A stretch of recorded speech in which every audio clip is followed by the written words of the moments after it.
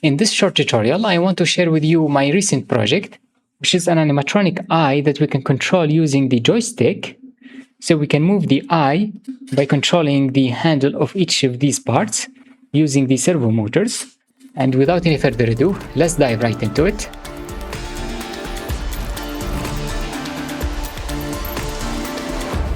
You could download the project files from the link under the video description. It's on my GitHub account. Here you're going to find the circuit diagram, which is really simple. We're going to control two servo motors with the joystick using an Arduino, but you could use the ESP32 if you want, or control it using Wi-Fi from your smartphone. So for each servo, we have 3 wires. The ground wire is the brown one that goes to the GND. Here it is recommended to use an external 5-volt power supply because these servo motors needs a bit of current. The VCC goes to the 5-volt pin, and to control these servos, we have to connect them to one of the digital pins. Here I'm going to control the horizontal movement using this servo motor, and the other one will control the vertical movement. We can connect it to the GPIO pin number 9, or you could reverse these, so make sure to check your connections.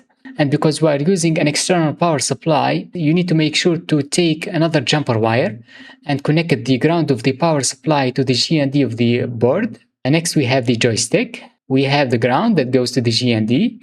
The 5-volt pin goes to the 5-volt pin of the board. And we can read from these 2 pins, which are called VRX, that goes to the analog pin A0, and VRY, that goes to the analog pin A1.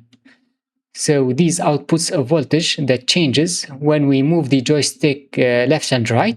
And if you move it up and down, you're going to change the VRY value. We're going to read it from the Arduino and apply it to the servos so that we can create this kind of project. But the most important part of our project is the 3D print.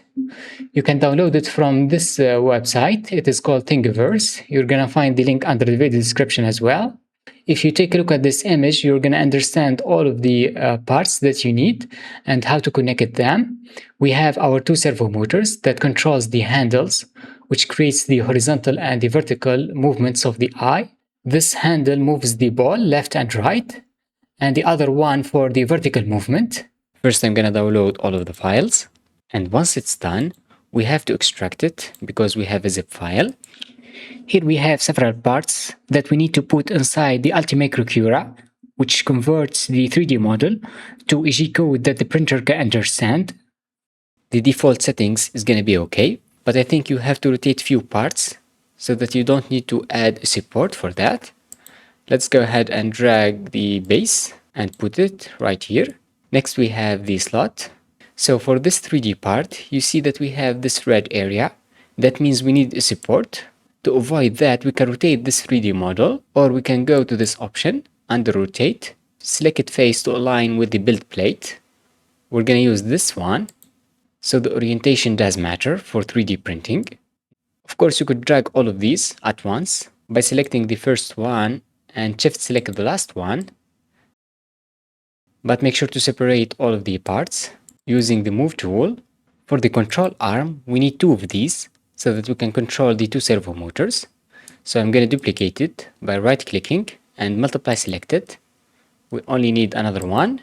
The same thing for the cover. We need 2 of these, but first I'm going to flip it. I'm going to select the top face to attach the build plate, and duplicate it using multiply and move this slightly. I think that's pretty much it. Now we can start slicing using this button. Finally, I'm going to save this to the SD card so that we can print all of the different parts. And there you go. I have finished connecting all of the parts. We're going to control this eye using the arms. So we have this arm to control the horizontal movement so that we can move the eye left and right. And the second arm on top to control the top part of the eye so that we can make a blinking sketch or any kind of movement. But first of all, we have to connect the servo motors. The same thing for the horizontal movement. We are going to use this servo motor. And let's put the cover. And there you go. I have used these wires to control this servo motor and rotate the ball left and right like this. And the second handle on the other side moves the top part of the eye, which is the vertical movement. We have the 5-volt pin that goes to the 5-volt power supply, the ground to the ground, and I'm controlling this servo using the digital pin 10, and the digital pin number 9 is connected to the second servo, which creates the horizontal movements. Now let's take a look at the sketch that controls the eye. Here on top I have included the servo library to be able to control the servo motors. We have created two servos, servo X that controls the left and right movement. The servo Y controls the up and down movement. Also, we need the joystick pins. Joystick X is connected to the analog pin A0, and the Y is connected to the analog pin A1. I have added the servo pins. The first one, servo X, is attached to the pin servo X pin. The second one is connected to the servo Y pin. And by using the pin mode, we have to set these pins as inputs so that we can go under the loop, which is called over and over again. And each time we use the analog read command to read from these and put it under an X value and Y value. If you don't know, the analog read returns a value between 0 and 1023, but the servos takes an angle. That's why we have to map these values using in servo X angle equals map. That takes in the value that we want to map, which is between 0 and 1023, and I want to change it to an angle between 0 and 130. You may need to change this for your model, but I think 130 is great for the horizontal movement. The same thing for the servo Y angle. We use map, but we're gonna map the Y value, and the angle of the vertical movement is lower, between 0 and 100. Then we can move the servos using servo X.right and give it the angle, servo X angle. The same thing for the Y. Also, we have to add a bit of delay to smooth the movement of the eye. You see that the sketch is really simple, but if you combine it with a 3D print like this, we can create some cool projects. Let's go ahead and upload it using the Arduino IDE. First, you have to select the right board. For me, I'm using an Arduino Nano. Also, we can use the ESP32.